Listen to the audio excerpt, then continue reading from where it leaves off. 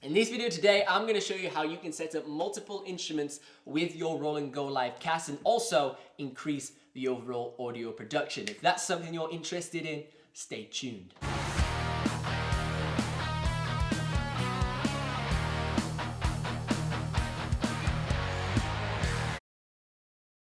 Hey, what's up? I hope you're having a fantastic day. Welcome back to another video. If you're new around here, I'm Ben Rollins and this channel is all about live looping. I upload 3 videos just like this every single week. So if that's something you're interested in, consider subscribing. Now in today's video, we're going to use a mixer to expand the inputs on our Roland GOLIVECAST. And also we can use our mixer to do a little bit of EQing to make the overall live stream sound so much more crystal clear and crisp. So let's just jump straight into the video.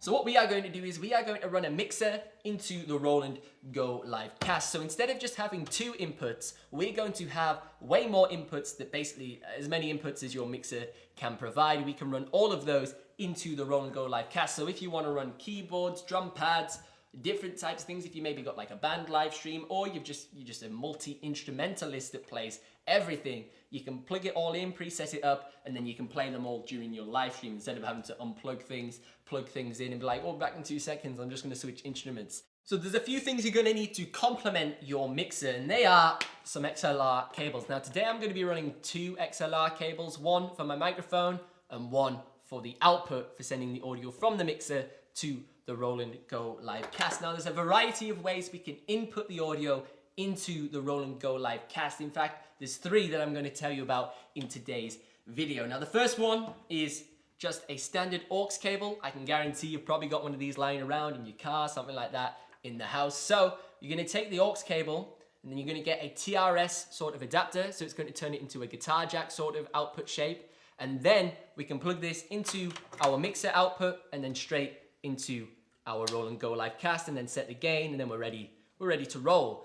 But I'm not too keen on running these aux cables. You know, they break. I don't like using the adapters. It's not my favorite style of running audio. So the next way we can do this is with a single XLR cable. Now again, there's a few cons to doing this because the audio is only going to be mono. So we're going to plug this into our left output, our stereo output on our mixer. And then we can take this end, plug it into the microphone input, and then bam, we can set up the gain of the microphone like so. But the problem is, if you're panning things on your mixer like this, got stuff in the left ear, right ear, in the middle, right ear, whatever, everything in the right hand side of your mix is not going to go to your live stream. So if you want to run stereo, this is where this pretty cool little cable comes into play. And this is like a Y splitter sort of cable for a XLR input. So it's got 2 microphone sort of XLR inputs. You would plug that in into the microphone like that, and then it has a single sort of XLR output which would go into the mixer of your mixer desk. So we're going to unplug this and we're going to plug this cable into our mixer desk like so, left and right. And now we'll plug the expansion cable in because, you know, this is pretty short, you're not going to get much play out of that. So we'll plug that in, and now we've got left and right running to this cable straight into our Roland GOLIVECAST.